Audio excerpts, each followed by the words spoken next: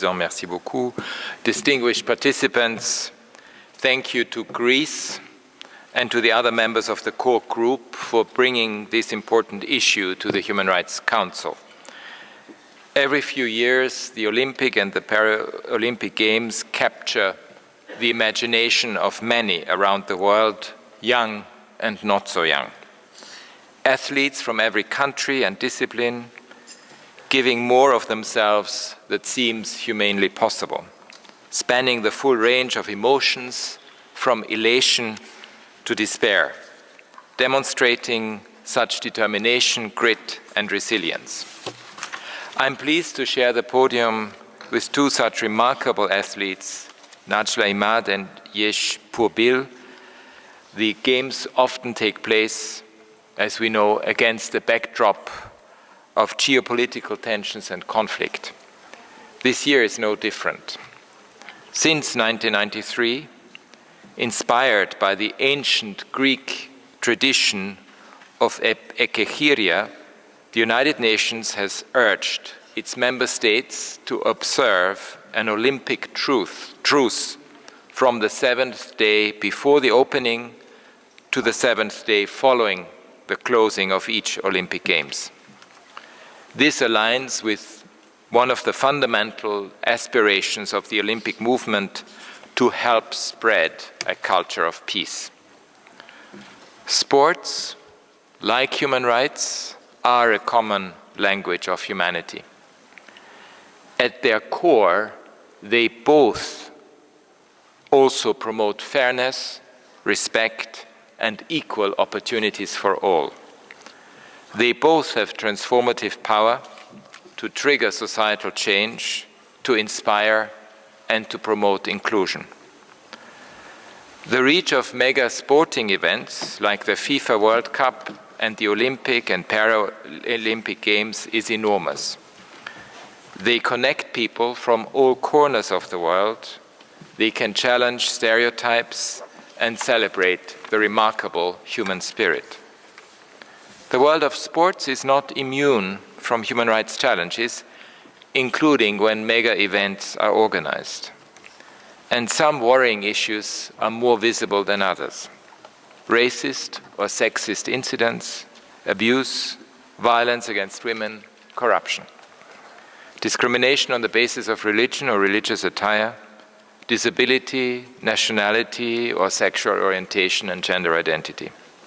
Transgender and intersex women often face ongoing discrimination with little place to turn for appropriate remedy and accountability. Dear colleagues, against this backdrop, there has been important progress. Some businesses in the sports world are aligning their practices with the UN guiding principles on business and human rights. Human rights policies and grievance mechanisms are increasingly being included in mega sport events. We have also seen some unprecedented actions on racism, like the sentencing in Spain of football fans for racially insulting Vinicius Jr. But there is still a long way to go to ensure full respect for human rights and inclusiveness in sport. States have the primary responsibility comprehensively and proactively to address these issues, ensure access to remedies, and prevent further violations. This includes zero tolerance for racism and all forms of discrimination in sport, including anti-Semitism and Islamophobia, and committing to gender-inclusive policies and programs that support women's empowerment. It also means protecting those who shine a light on the shadow side of sport. We notice that athletes are increasingly speaking out, either because they have been victims of violations themselves or to denounce more systemic issues and injustice. This takes tremendous courage and must be honored. When athletes use their voice to promote equality in sport, they are, in fact, human rights defenders. They often speak out at great risk to themselves and to their careers in a context that has not always been open to criticism from the inside. Because, as in other areas, power dynamics are still very much at play in the sporting world, and more is needed to dismantle them.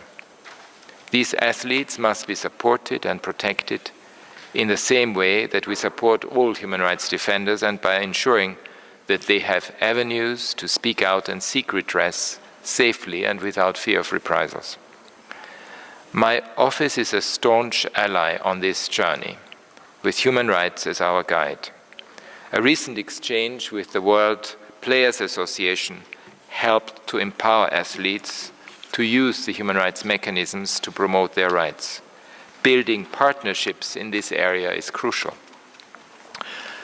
Dear colleagues, I invite you to collaborate with my office on the implementation of Human Rights Council Resolution 54/25 on a world of sport free of racism, racial discrimination, xenophobia, and related intolerance.